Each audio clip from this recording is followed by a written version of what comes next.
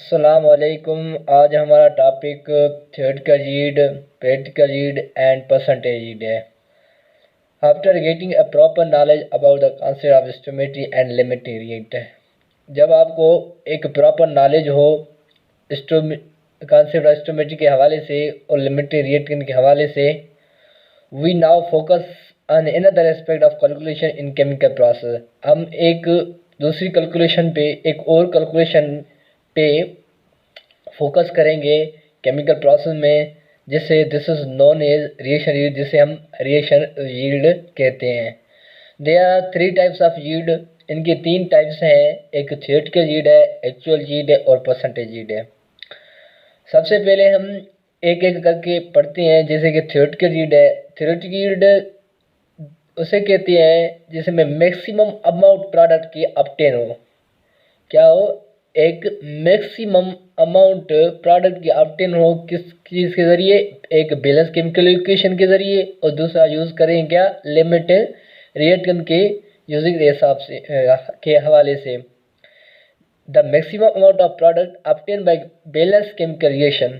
एक maximum amount product की हमें मिले एक केमिकल बैलेंस केमिकल रिएक्शन के से, वो क्या यूजिंग करेंगे? बैलेंस केमिकल इक्वेशन कैसे यूज करेंगे? Using by its limit reactant is known as theoretical yield. No matter how much you have expertise in chemical reaction or you use highly efficient technique. कोई मसला नहीं, आप कितना expert chemical reaction करें या highly developed highly efficient technique use करेंगे, you will loss some amount of product. आप कुछ अमाउंट प्रोडक्ट की लॉस करेंगे during the course of reaction and laboratory और केमिकल प्लांट। कब? जब आप रिएक्शन कर रहे हो लेबोरेटरी में और केमिकल प्लांट में। यानी का यह मतलब है कि आप कोई भी एक्सपर्ट जो है केमिकल रिएक्शन करे या higher technique efficient technique use करें, आप कुछ न कुछ अमाउंट प्रोडक्ट की लॉस करेंगे। ठीक है, लेबोरेटरी में हो या केमिकल प्लांट में हो, आपको कुछ अमाउंट प्रोडक्ट की लॉस होगी। दस what we actually obtain is less than what we calculate thus what we actually obtain is less than what we calculate theoretical yield। क्या एक्चुअली जो obtain वो लेस है, वो कैलकुलेट theoretical yield कहते हैं। theoretical yield से the actual amount of product which is formed in experiment is called practical or actual yield।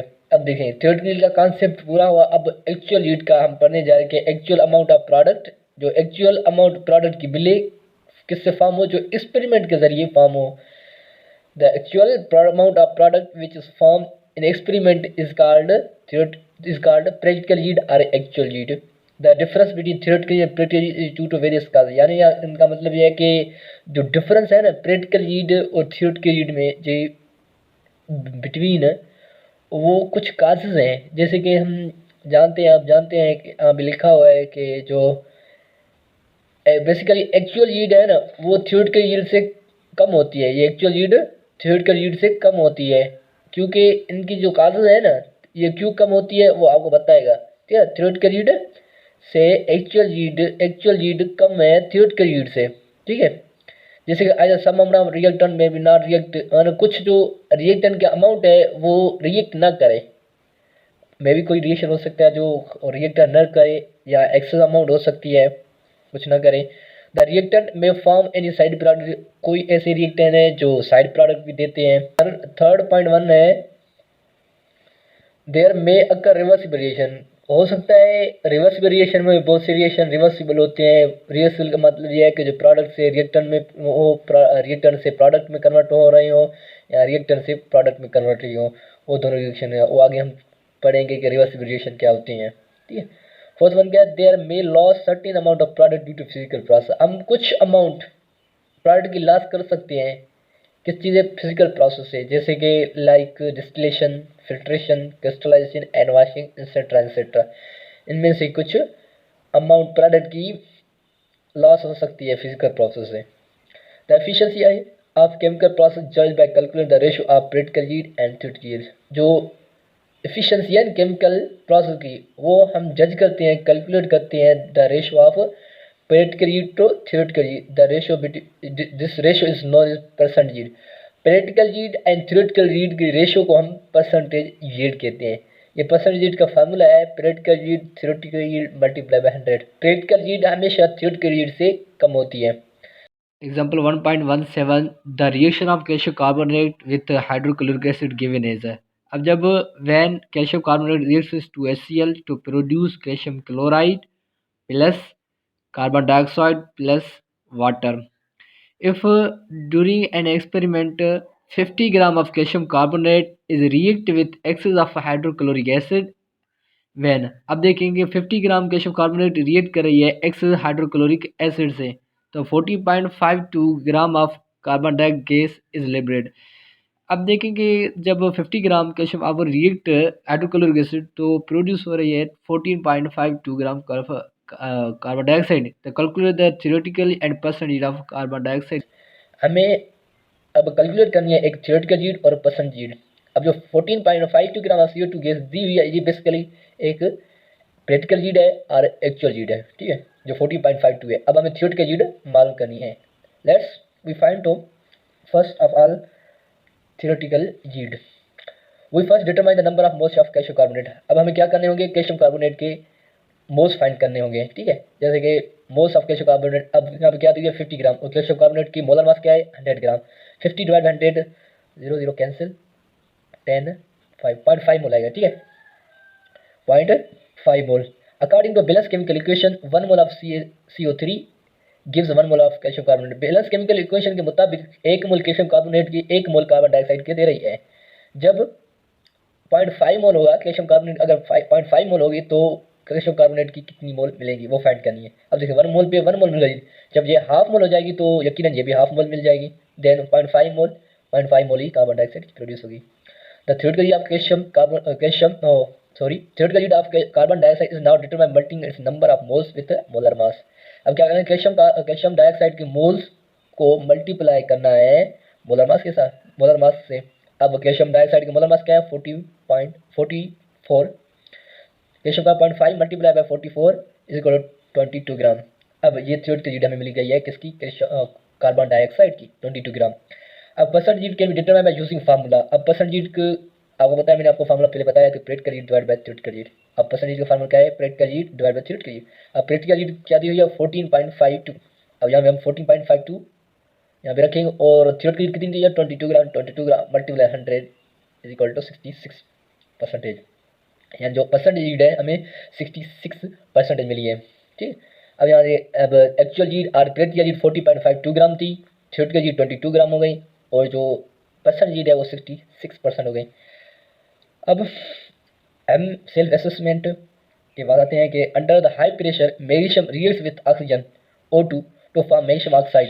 यानी magnesium react कर रही है ऑक्सीजन से तो मैग्नीशियम ऑक्साइड प्रोड्यूस हो रही है अंडर हाई प्रेशर पे। इफ अगर 4 gram of magnesium react with excess of O2 to produce, जब 4 ग्राम मैग्नीशियम रिएक्ट कर रही है एक्सेस O2 से तो 4.2 ग्राम मैग्नीशियम ऑक्साइड की प्रोड्यूस हो रही है। तो calculate the percentage of magnesium oxide. यहाँ पे वही मालूम करनी है। फर्स्ट ऑफ ऑल हमें थ्योरेटिकल यील्ड मालूम करनी होगी। अब ये क्या magnesium plus oxygen to magnesium oxide. अब सॉल्यूशन क्या है कि मोल्स ऑफ मैग्नीशियम जो है, अब जैसे फर्स्ट ऑफ ऑल तो हमें मोल्स फाइंड करनी होगी। जैसे 4 ग्राम, अब क्या दिया गिवन मास क्या है 4 ग्राम और मोलर मास मैग्नीशियम क्या है 4 ग्राम। अब 4 ग्राम को जब हम डिवाइड करेंगे 24 से तो 1/6 आएगा। 1/6 यानी तो 0.166 मोल, ठीक है, 0.166 मोल मिलेंगे। यानी 4 ग्राम जो है वो 0.166 मोल होते हैं मैग्नीशियम के। जब 2 मोल मैग्नीशियम ऑक्साइड मैग्नीशियम से 2 मोल मैग्नीशियम ऑक्साइड के मिल रहे थे तो 0.166 मोल मैग्नीशियम से तो 0.166 मोल मैग्नीशियम ऑक्साइड के ही मिलेंगे। अब हम थ्योरेटिकल यील्ड मालूम करेंगे कि 0.16 अब क्या है mole multiply by the molar mass, यानी 0.166 क्या है मोल है मैग्नीशियम की, ठीक है, तो मल्टीप्लाई बाय द 40 मैग्नीशियम की नहीं थ्योरेटिकली, सॉरी मैंने कहा मैग्नीशियम की नहीं मोल, यानी 0.166 मोल मैग्नीशियम ऑक्साइड की उनके मोलर मास से मल्टीप्लाई करना है। तो 0.166 मल्टीप्लाई बाय 40 क्या है इसका मोलर मास है। मैग्नीशियम 24 और ऑक्सीजन 16 कितने हुई 40 हुए। तो 0.166 multiply by 40 is equal to 6.64 gram. अब ये क्या है इसकी थ्योरेटिकल यील्ड है किसकी, मैग्नीशियम ऑक्साइड की। थ्योरेटिकल यील्ड कितनी है, 6.64 ग्राम। हमें क्या मालूम करनी है, percent yield of magnesium oxide मालूम करनी है। सो तो 4.24। अब क्या यहाँ पे दी हुई थी एक्चुअल यील्ड और प्रैक्टिकल यील्ड 4.24 ग्राम। अब 0.24 ग्राम को डिवाइड करेंगे हम थ्योरेटिकल यील्ड से। थ्योरेटिकल यील्ड क्या है, 6.64 gram multiply by the 100 equal to 63.62%। ये होगी परसेंटेज यील्ड। आज हमने पढ़ा है परसेंटेज यील्ड के हिसाब से थ्योरेटिकल यील्ड। आज हमने पढ़ा है theoretical yield, practical yield and percentage yield. भैया थ्योरेटिकल यील्ड वो है जो मैक्सिमम अमाउंट मिले एक बैलेंस केमिकल एग्जीक्यूशन और लिमिट यील्ड को यूज़ करते हुए, ये थ्योरेटिकल यील्ड है। और प्रैक्टिकल यील्ड जो है हम एक्सपेरिमेंट के ज़रिए मालूम करते हैं, उसे हम प्रैक्टिकल यील्ड कहते हैं। और जो इन दोनों की रेशो है वो हमें परसेंटेज यील्ड थी, ठीक है। और ये हमेशा याद रखें, जो थ्योरेटिकल यील्ड है ना वो हमेशा एक्चुअल यील्ड से ग्रेटर होती है। Actual yield is less than theoretical yield, ठीक है। जो हमने आज पढ़ा वो theoretical yield, practical yield and percentage yield के हवाले से पढ़ा।